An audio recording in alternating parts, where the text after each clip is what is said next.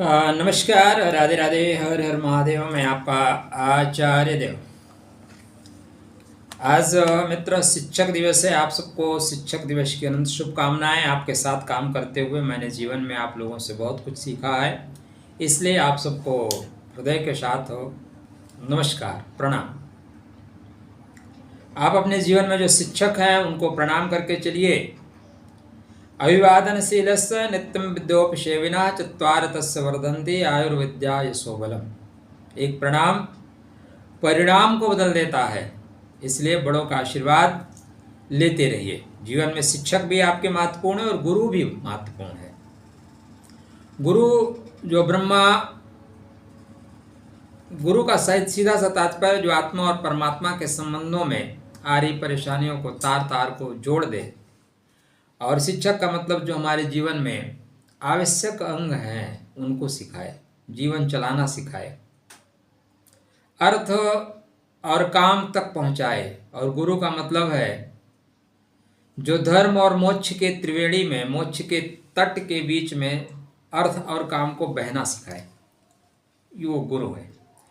तो आज हम बात कर रहे हैं इस वीडियो पे कुंभ लगन और कुंभ राशि के जातकों के लिए 7 तारीख को ग्रहण पड़ रहा है और ग्रहण आपकी राशि पे पड़ रहा है। तो सबसे ज्यादा इफेक्ट किसको होगा? आपको ही होगा महाराज। युद्ध जब होता है तो युद्ध में पूरा देश देर सवेर युद्ध की विभीषिका से जलता है, लेकिन जिन क्षेत्रों में युद्ध होता है वहां के लोग ज्यादा प्रताड़ित होते हैं। जिन सीमाओं पर युद्ध होता है उन सीमा के आसपास रहने वाले गांवों को तत्काल खाली करा लिया जाता है। मिसाइल वहीं आके गिरती है, वहां की धरती बंजर हो जाती है। तो ग्रहण पड़ रहा है आपके राशि पे, इसलिए आपको बहुत सावधान होकर चलना चाहिए। 7 सितंबर रविवार के दिन ग्रहण पड़ेगा रात्रि में। चलिए ग्रहण से संबंधित कुछ खास चीजें मैं आपके सामने शेयर कर देता हूं। उसके बाद हम देखेंगे क्या स्थितियां कहाँ कब कैसी कितनी बनती हैं। तो डेट याद रखिएगा, 7 तारीख को ग्रहण पड़ रहा है। ठीक है,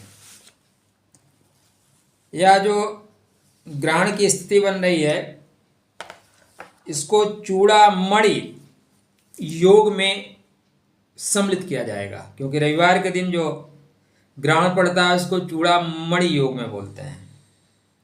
यह ग्रहण चंद्रमा के प्रभाव से पड़ेगा, इसलिए यह चंद्र ग्रहण है। और चंद्रमा आपके छठवें के स्वामी हैं, छठवें के स्वामी हैं। चंद्रमा आपके सुख के प्रभाव को रोहिणी के रूप में लेके चलते हैं, हस्त नक्षत्र को आयु के रूप में लेके चलते हैं, इसलिए इन सुख और आयु दोनों पे प्रभाव पड़ सकता है। 7 तारीख को 21:57 पे यह ग्रहण आरंभ होगा, जिसका मध्य 11:42 पे होगा और जिसकी मुक्ति 1:26 पे होगी। इस ग्रहण का सूतक जो है 12:57 पे लगेगा। अब आप वृद्ध हैं, आप बालक हैं, तो आप ग्रहण का जो सूतक है वो 6 बजे से मान लीजिए, ठीक है, सायंकाल, क्योंकि कुछ खान पान करना तो जरूरी है। बकाया लोगों के लिए मंदिर के पट, आत्मा के बाहर के पट, ये 1 बजे बंद कर दीजिए, खान पान बंद करिए। जो गृहिणी हैं वो विशेष ध्यान रखें, गृहिणियां विशेष ध्यान रखें, क्योंकि इसका सर्वाधिक प्रभाव गृहिणी के साथ साथ जो भविष्य को अपने गर्भ में जिन्होंने पाल रखा है, जो गर्भस्थ हैं, वो लोग विशेष ध्यान रखें। ऐसे में गर्भस्थ शिशु के ऊपर इसका प्रभाव पड़ेगा। चंद्रमा आपके छठवें के स्वामी हैं और सिर पे हैं, तो आने वाले 45 दिन में आपको कोई हेडेक आ सकता है, मानसिक रूप से परेशानी आ सकती है। मैं ये नहीं बोलूँगा बिल्कुल सब कुछ ठीक है। अब यह मेष वृषभ मिथुन 3 पे प्रभाव लेके चलेगा, इसलिए बंधु बांधव, सुख और संतान, पेट, इन तीनों पे भी चंद्रमा का प्रभाव अवश्य पड़ेगा। ठीक है, पड़ेगा मतलब पड़ेगा। अब इसको ठीक करने के लिए आपको परिहार करना चाहिए, क्योंकि चंद्रमा आपके खष्टेश हैं। शास्त्रकार कहते हैं कि जब भी ग्रहण पड़े उसके पहले स्नान करके आपको ग्रहण की पूजा करनी चाहिए। ग्रहण के पश्चात वस्त्र के सहित आपको स्नान करना चाहिए। ऐसा नहीं कि वस्त्र उतार के रख दो बाद में पहनो, मतलब वस्त्र की धुलाई कर दीजिएगा। चंद्रमा आपके छठवें के स्वामी हैं। ऋण रोग शत्रुता को खत्म करने के लिए आपको मंत्र जाप करना चाहिए। इसी ग्रहण के पश्चात पितरों का आगमन है, इसी दिन से पितरों का आगमन भी हो रहा है। तो पितरों की आराधना, उपासना, साधना आपके जीवन में आपके परिश्रम को, पराक्रम को बढ़ाएगी, व्यापार को बढ़ाएगी और आपके बर्थचार्ट में लाभ को बढ़ाएगी। अतः पितरों के निमित्त उपाय भी, परिहार भी आप इस दिन अवश्य करिएगा। क्या करें?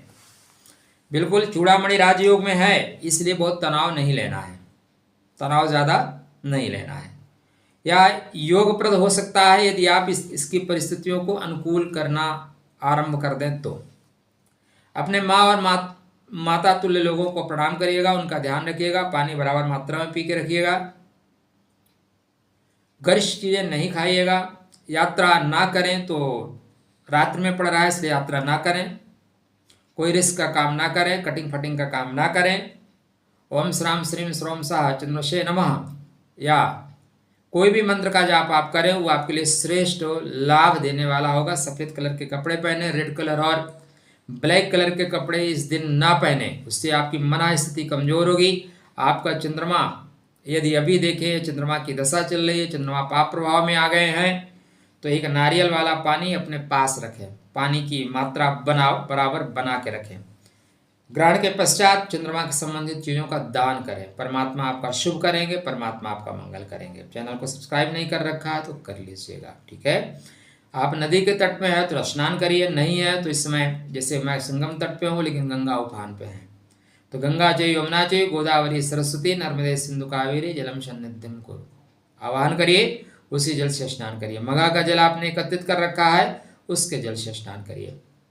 चंद्रमा के मंत्र का जाप करना श्रेष्ठ परिणाम होगा। बाद में दान करना भी अत्यंत श्रेष्ठ लाभ देगा। खुश रहिए, स्वस्थ रहिए।